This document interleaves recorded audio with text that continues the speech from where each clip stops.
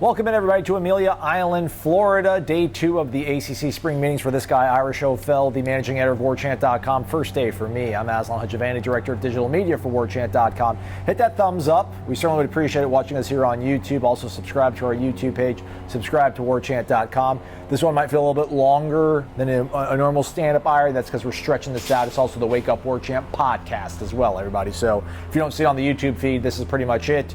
If you listen to our podcast, you'll have this and recruiting update, which is also on the YouTube channel. Anyhow, let's start, I guess, alphabetically. We spoke to Mike Norvell, Mike Alford. Let's start with Athletics Director Michael Alford. I guess he made most of his noise at that Board of Trustees meeting several months back, Ira.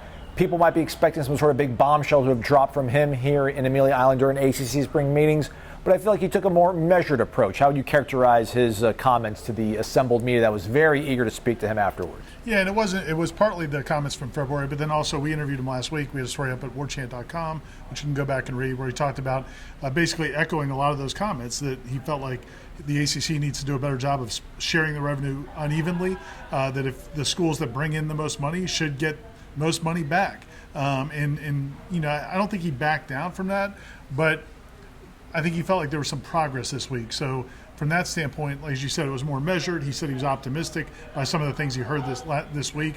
Last week, it was very much like, hey, we're going to go there and we're going to demand that they make some changes. This week, you know, again, the tenor was a little bit dampened down, but I think their quest is still the same. Like, they want to see more revenue for the schools that bring in the most revenue. Now, what he talked about today was mostly some of the ways they're going to do that going forward is if you have more success on the field in football, if you make the college football playoff, if you make the NCAA tournament, instead of all the schools kind of sharing from that pie equally, there's talk now, and this isn't official, but there's talk now about the schools that actually make it that far getting more of the revenue. So that's a positive in his eyes, but that doesn't really address the TV side. And that's the part that I think is going to be an ongoing debate. You know, Michael Alford and FSU's administration feels like the schools that bring in the biggest TV ratings by playing in the biggest games and drawing the biggest television ratings should get a bigger part of the TV revenue. That part, I don't know if there was any progress made on that. So the battle's going to continue, but I do think he was encouraged by some of the progress on the other issue. He did say that if you take out the television revenue, Florida State is 7th in the nation in terms of the amount of revenue they've brought in. Problem is that television revenue is the biggest part. He mentioned, listen, he hasn't been in the ACC all that long. I think this is where we're coming up on year, 2 fully of him being the athletics director. Also part of the Seminole boosters before that. But he said that these were the most transparent sort of discussions that they've had. Did he come here just to have a good feeling and hear guys just kind of talk about it, or does there need to be more action kind of done? I don't know how much action you can do, but is there more than just feeling, you know, the transparent discussion, feeling good about that if you're a guy like Michael Alford, right? No, I think he does feel good because I think he does feel it's productive. And part of that is, you know, we had the interview that we ran last week, and then yesterday, as the meetings were starting, there were a couple reports from Ross Dellinger and also Brett McMurphy that 7 schools from around the conference had already been having conversations about their future and whether or not this league is sustainable, whether or not they need to look about reaching out and trying to find new homes or break apart and start a new conference, whatever it could be.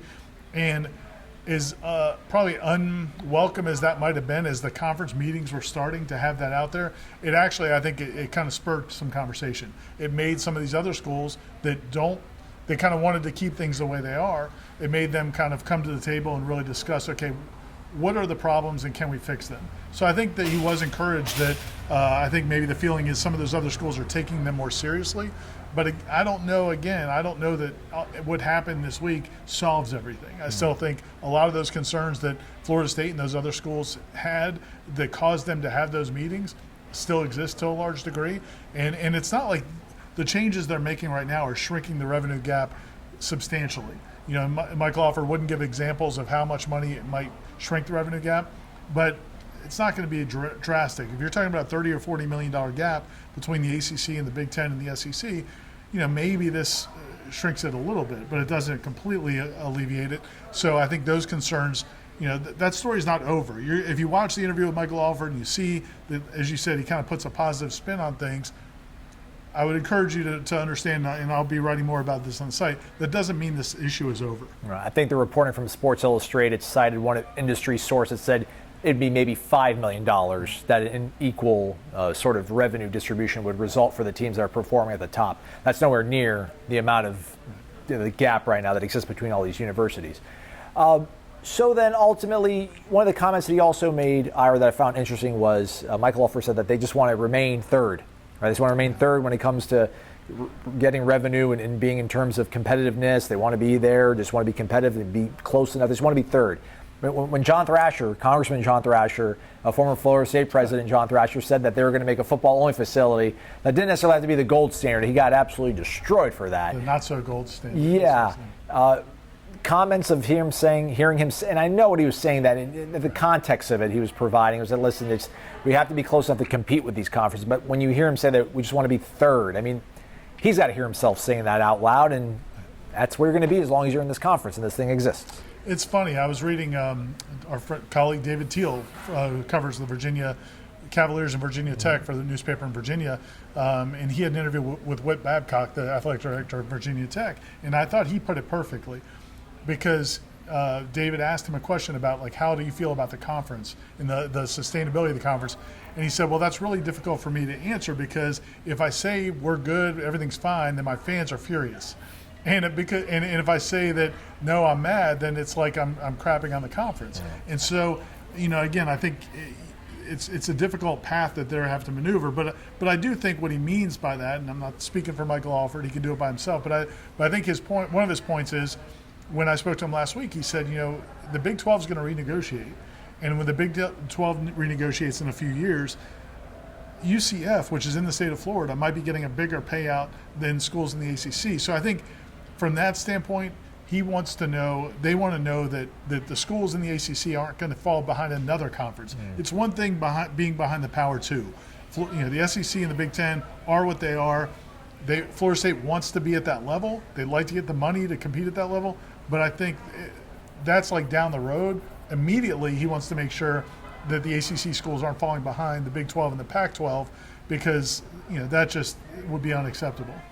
So I get your point, and I think some fans will probably not be thrilled with that comment. But I think that's what he means is this is not ideal, but the other definitely can't happen. Everything in life is relative to our expectations. So I think a lot of people were hoping, some of the comments that Michael Alford made to the website the last week, that there would be a lot more, sort of action happening here.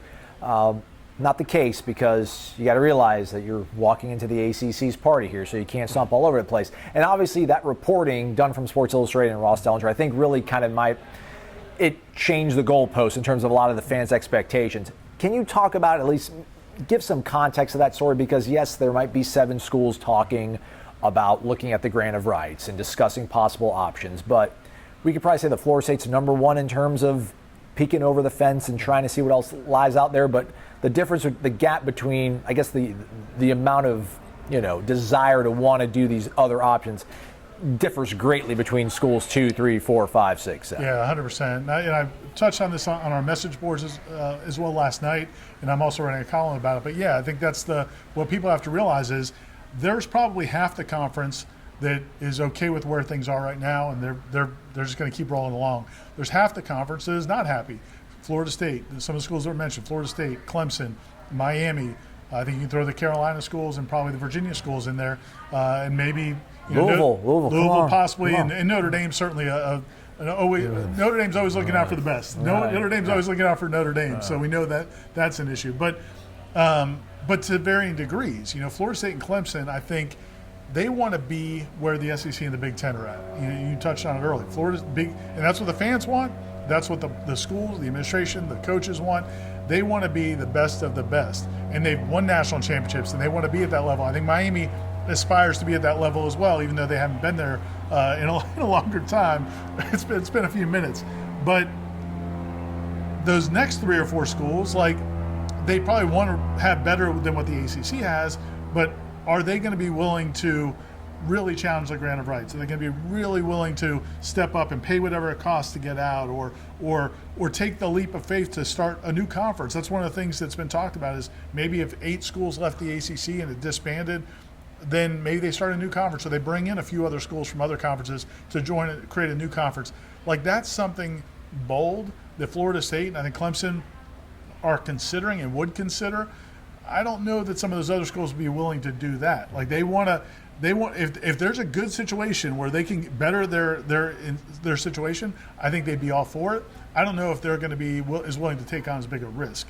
So that's going to be one of the interesting things here is as this goes forward, does Florida State and Clemson, do they have to go it alone? Do they get a lot of other schools? Because if a bunch of other schools go, then theoretically, maybe you could dissolve the conference. Maybe you don't have to pay a big check. Maybe the grant of rights is a moot point at that point. We don't know whether or not they have enough votes to get there, though.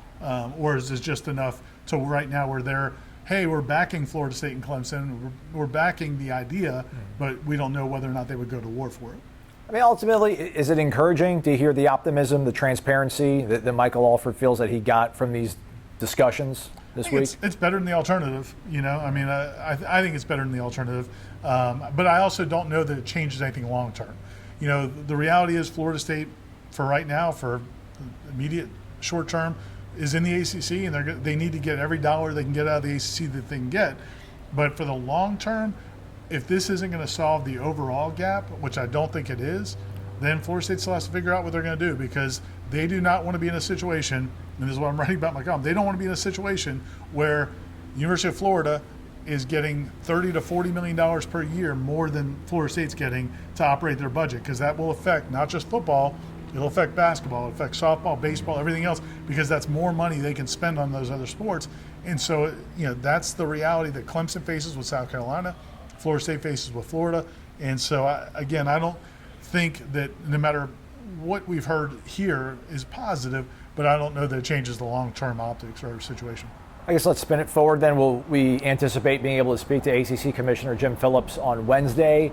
We'll also hear from him at ACC kickoff in July. So I wonder how much difference there will be in tone and tenor when we speak to him in July and when we speak to him tomorrow. What do you expect, I guess, how do you think he'll handle and navigate, I'm sure, a minefield of questions that'll be thrown his way tomorrow, Ira? It'll be challenging because, again, he's going to want to present a positive outlook for the conference and talk about the positive discussions that they had.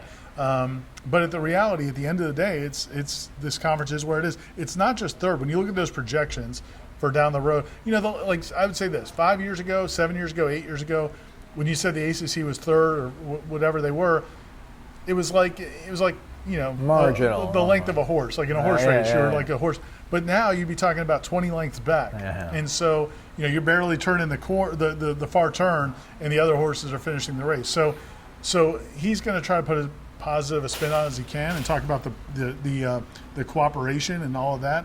But again, I don't know. Kind of like back at ACC kickoff when everybody was mad at some of the comments he made about the gated communities.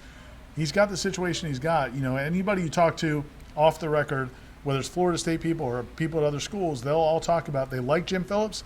They think he's a great commissioner and will do as good a job as he can do, but he's got a tough deck of cards to deal with, and it's just a tough situation. And so, I think he'll put a positive spin on it.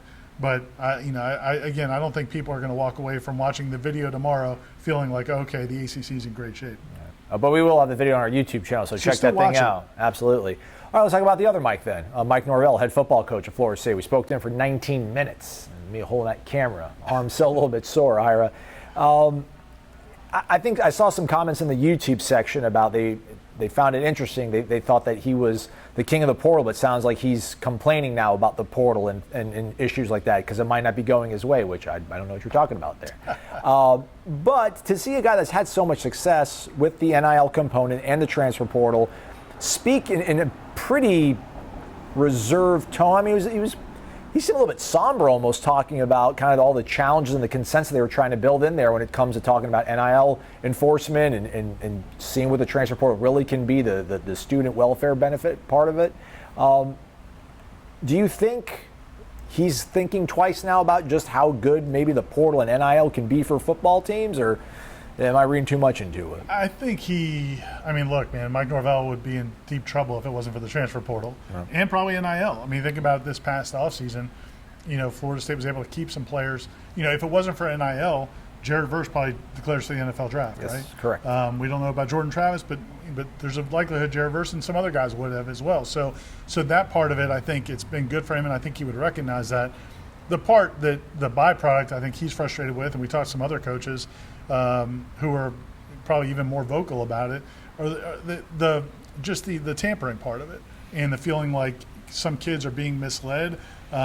Some kids are, and I also think from a human aspect, I think the feeling is there's some challenges that the players don't realize with transferring, that if they're encouraged to transfer by third parties, runners, street agents, that kind of thing, those people aren't always going to be looking out for the player's best interest. And so what happens, to Mike Norvell's point, is if a kid gets told, oh, there's going to be an offer of this amount of money, an NIL, if you go to that school, a lot of times we're hearing anecdotally, when they get there, that offer is not legitimate or it's not what it was promised to be. And then also some of these kids are going to have a tough time getting in eligibly at their new school academically based on what they've done at their previous school. So I think that's his biggest concern, is not that kids shouldn't have the freedom to go or that they shouldn't have opportunities in NIL. I think he feels like some players are being taken advantage of and losing opportunities, and I think that's disappointing. And I think it's happened to some Florida State players. It has, yeah. He didn't mention anyone by name, but you might be able to piece some stuff together there. Yeah, I think it really rings very true and loud when it comes from a guy like Mike Norvell talking about these things, because as we've said, he's had success using these sort of components to boost his roster. So I'm hoping that people will listen, because it feels like, you spoke to Dave Clawson. You might have a little more insight in terms of what other coaches are thinking, head football coach from Wake Forest. But I feel like they want regulations. They want a unified kind of guideline to be able to, recruit players so that everybody's on a level playing field somewhat. Is that what you got out of some of the comments from Mike Norvell and Dave Clawson? Yeah, for sure. And I think that's the frustration is that there's a lot of tampering. Mike Norvell talked off the record. He's talked in the past on the record about some of the situations where they've had players who were tampered with. And David Clawson talked on the record today about it. He said he had 2 players this past year that left to go to other schools that he feels confident that they were tampered with. And he said in some circumstances, he's actually called other coaches and athletic directors at other schools and said, hey, that's not cool. You're talking to a player that's on a roster, is not in the transfer portal. And so this kind of stuff's going on. What you have right now across the country, Mike Norvell talked about, is you've got a lot of states with a lot of different rules and a lot of different policies. And I think you brought up that in some states there's high school players who can get NIL Missouri. money. Yeah. The high school players can make NIL money. And then the college, they're putting laws into place in some of these states where the NCAA basically has been told you have no governance. You can't sanction these schools for what they do in NIL, which is at odds with the NCAA. And so now, it's going to be interesting to see how that all plays out. But they do want congressional intervention. I think that's across the board, but nobody knows when that actually might come. Right. He talked about the dissolution of divisions. I guess that was one of the other things they were talking about in terms of going through tiebreakers, because we know just how detail-oriented he is. Anything else stand out to you about some of the comments that Coach Norvell made? We obviously know that you asked him about Destin Hill. Corey had a quick write-up on that. Yeah, that's up on the site, talking about Destin Hill and Daryl Jackson's waiver request. He talked about that a little bit as well. They're still waiting on word on that. But yeah, on the tiebreaker stuff, he did say that it's going to be a new territory now for the conference, because they don't have divisions anymore. Trying to figure out what the tiebreakers are to get into the championship game. Some different conferences have different approaches, and he said that they've recommended something that's a little bit different than what's already out there. But it has to go from the coaches. The coaches make their recommendations. The athletic directors then make their recommendations with that information. And then ultimately the Council of Presidents, I think, has to vote on those decisions, or the Board of Directors. That's great. I'm glad they get the final say-so on that. Yeah. Usually that's how it works. But yeah, I think it's it's going to be new territory. But I think, it's interesting to see Norvell kind of find his voice, because when Jimbo Fisher was on Florida State's head coach, he had a loud platform. He had a big platform and used it in these meetings. I think Mike Norvell has been doing the same. He's on a lot of committees. He's definitely, trying to be one of the coaches that kind of has a lead voice, and Florida State's head football coach should be that guy. The running clock, he says, we'll see, I guess, to be determined, but they've reached out to Al Riveron, who's the head of ACC, which I didn't realize that, head of ACC officiating. He used to be NFL ref. Look him up, kids. Things are going well now for the conference. 6-10, I don't know. I asked him, both teams are going to lose 6-10? And he said it's going to depend on how it plays out. Andrew Adelson from ESPN.com asked him if he thinks it's going to favor his team or not. And he's like, I don't know. I think there was a moment of almost confidence born on arrogance, where he's like, listen, man, we can run kind of how fast we want to tempo-wise. We're just going to focus on personnel matchings and running the groups that we want out there, and we feel good about it, because Yeah, man, they've got a really good offense. So I think no matter what, they're still going to be in good position no matter what happens with the clock. Yeah, he said it could be, though. It could be up to 10 plays, which is, a substantial amount. Probably maybe like at least one possession, a game that's different. And you would think the more talented team would more, it's the point Corey always makes, the more talented team should want more snaps, keep the clock going. But, I think I agree with Norvell. I think they can win in different ways. They don't have to be up-tempo all the time. They can slow it down. They can run clock, and I think they'll manage it pretty well. You talked to Leonard for a while. Let's give Leonard some run, man. 3 things he pointed out, I think, in his 10-minute opening statement. Shout out to Coach, which is great. He's like this. You guys got enough good grief. He didn't use the words good grief, but he was tired after he said that. I guess the first and the most important thing, doubling the field in the NCAA tournament. He's Leonard, I guess he's on his way out. He's like, do whatever, man. Have fun. It's been great. He's always been a proponent. And just for people that don't know, so the ACC Spring Meetings, they bring football coach, men's basketball coach, women's basketball coach. So Brick Wyckoff was here. They bring this some senior women's administrators, faculty representatives, and the it's basically a cross section of the athletic department, the higher level people in the athletic department. But yeah, Coach Hamilton talked today. We'll have more coming on the site. But yeah, he's always been a proponent of expanding the field. In the past, he's talked about going from 64 to 96 or 68 to 96, or 92 or 96. 96, yeah. Today, this was a new one where he's like, now I think just double it. Of course, some FSU fans who aren't thrilled about basketball the last season or two are probably saying, well, you just want that so you have a chance to get in. Right. But he's, even when Florida State was riding high, he's always been consistent in saying, look, we need more teams is better in the conference tournament because, his point is when it was a 24-team tournament to 36 to 48 to 64 to 68, it's always gotten better. So why do we think it wouldn't be better if there was more teams? Again, I don't know that there's much of an appetite for that. That is something that the conference is putting out there that, it's the oversight committee in NCAA basketball is considering it. So it could happen. I don't know about doubling, but they could expand it again. But I don't know how much of an appetite there is. I think people love the NCAA tournament. I don't know if the people are fired up to do more, but Leonard Hamilton's kind of always pushed that. The first thing he mentioned in overhearing, eavesdropping on some of the other conversations with the college basketball coaches that are here, is sort of the perception that maybe the ACC is down when it comes to basketball. But when you look at how they perform in the tournament, when you look at the Elite Eight, the Final Four, there are ACC teams in there year in and year out. That's the first thing that came out of his mouth. So I'm assuming that they're feeling that they're being neglected now, or they're being looked down upon. The crazy thing for me is when it comes to this, I'm thinking about SEC football, right? Because if Vanderbilt beats Alabama, that's how the whole thing became a thing, right? It was like if you beat Alabama, it doesn't mean that Alabama's down. It means like look how many great teams we have in this conference. But for some reason, the ACC basketball can't kind of take that and make it their own. Yeah, and that's something he talked about, and also Brad Brownell, Clemson's coach, who this really hurt them last year. A lot of people thought they would be an NCAA tournament team, but their net ranking was terrible because they had a couple of bad losses, I guess. And the problem is, I think one of the problems is the ACC now plays so many league games that it's more than 2/3, I think, of the schedule now is ACC games. You don't have a ton of other games to play, and if you're playing your non-conference schedule in your first month of the season, you're not going to want to start off with like a bunch of great opponents. So maybe they'll play in one of those tournaments, one of those invitationals, but then you don't know what that team is going to be. Those tournaments are set up a couple years in advance. Is one of the points Leonard Hamilton made is we've been in a tournament where we thought we were going to play a team with a good net ranking or RPI, and they didn't because they just were a different team than when it was scheduled. So that's a challenge. And I think if the ACC is not valued high, if none of those teams are getting good wins early in the year against like quad one schools, then when they beat each other, it doesn't do anything for them. So again, Clemson had some really nice wins this season, but the teams that are being in the conference didn't have enough big non-conference wins. So that is something that they're working on. They talked about playing better non-conference opponents, winning those games, which will help the whole conference. But it's a challenge right now. And as you said, Leonard Hamilton there's no stauncher defender of the quality of the ACC than Leonard Hamilton, and unfortunately, I think he feels like that's not seen the way it should be outside of the conference. All right, put a bow on today for us, Ira. Like I said, I'll be writing more, I think, to provide a little bit more context about the long-term vision. I think right now, everything's positive.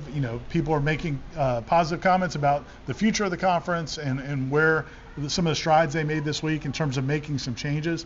But I don't know that if you could get Michael Alford and Florida State's administration to really sit down and be honest, I don't know that they walk away from here feeling like anything's much different than what it was coming in. The reality is that revenue gap is still there. The reality is there's a lot of schools in this conference that still don't take football as seriously as they probably need to, and now we just have to see what they can do about it. Because I don't know anything that they did this week that's going to make a major change, but there could be some incremental changes that help at least a little bit in the short term. Again, Jim Phillips, ACC Commissioner, will speak to the media on Wednesday morning, so we'll have that here on our YouTube channel. We'll have a live recruiting chat with Michael Langston at 7:30 because I'm here in Jacksonville. I got to make it back over there, so we'll be going a little bit later than usual. Stay connected to Warchant.com. Corey's got the wrap about Desson Hill. Ira's going to provide more context, as he said, to the comments made by Michael Alford. And Keon Coleman might commit sometime this week, too. He's still out there in the portal, so if that happens, shoot. And they got a safety commit. Ashland Barker, Ashland Barker, and Matt has a story with him, kind of going through his process and kind of opening up about his decision to commit to the Noles. All right. He's Ira. I'm Aslan. Thanks for watching, everybody. Hit the thumbs up on the way out. We certainly would appreciate it.